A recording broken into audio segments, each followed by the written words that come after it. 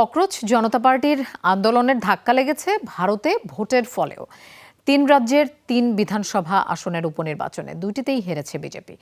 বিশেষ করে বিহারের যে আসনে গেল আড়াই দশকে বিজেপি কখনো হারেনি, সেই আসনেই এবার পরাজিত হয়েছে কেন্দ্রের ক্ষমতাসীনরা। অন্যদিকে গুজরাটের আসনে জয় পেলেও কমেছে ভোটের ব্যবধান। বিশ্লেষকরা বলছেন ককরোচদের আন্দোলন নরেন্দ্র মোদীর ইমেজে ধাক্কা দেয় তার প্রভাব পড়েছে ভোটেও। ভোগান্তি ভুলে চলে আসুন রিগালে। ওয়ারেন্টি সহ স্টাইলিশ কালেকশন নিয়ে রেডি রিগাল ফার্নিচার। বিহারের বাকিপুর, মধ্যপ্রদেশের দাতিয়া এবং গুজরাটের মঞ্জলপুর, ভারতের মাত্র ৩ রাজ্যের ৩ বিধানসভা আসনে উপনির্বাচন। কিন্তু ফলাফল ঘিরে শুরু হয়েছে তোলপাড়, চলছে রাজনৈতিক বিশ্লেষণ।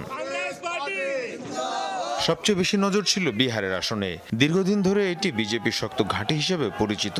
দলটি এই আসনে কখনো পরাজিত হয়নি, কিন্তু এবার সে রেকর্ড ভাঙল।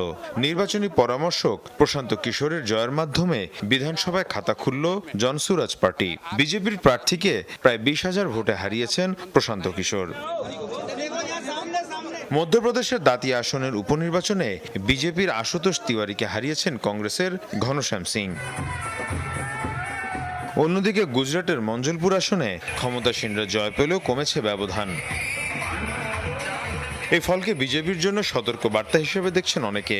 রাজনৈতিক বিশ্লেষকদের মতে এর পেছনে একাধিক কারণ কাজ করেছে। তার মধ্যে অন্যতম ককরোচ জনতা পার্টির সাম্প্রতিক আন্দোলন। কর্মসংস্থান, মূল্যস্ফীতি, দুর্নীতি ও প্রশাসনিক নানা ইস্যুতে দলটির আন্দোলন তরুণ ভোটারদের মধ্যে আলোচনার জন্ম দেয়। সেই অসন্তোষের প্রভাব ভোটের বাক্সেও পড়েছে বলে মনে করা হচ্ছে। এই আন্দোলন বড় ধাক্কা দিয়েছে নরেন্দ্র মোদীর ক্ষমতাকে। এই প্রথম তরুণরা সরকারকে তাদের দাবি মানাতে বাধ্য করতে পেরেছে। গেল এক দশকে মোদী তার চরিত্রকে এমন একটি উচ্চতায় নিয়ে গিয়েছিলেন যে তিনি সবকিছুর ঊর্ধ্বে উঠে গিয়েছিলেন। অন্ধ ভক্তরা তার কোনো সমালোচনা মেনে নিত না, কিন্তু তরুণদের আন্দোলন সেই ইমেজে বড় ধাক্কা দিয়েছে।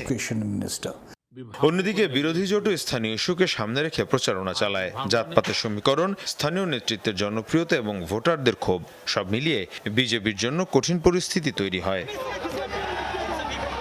মাত্র ৩টি আসনে নির্বাচন হলেও এর রাজনৈতিক অভিঘাত অনেক বড়।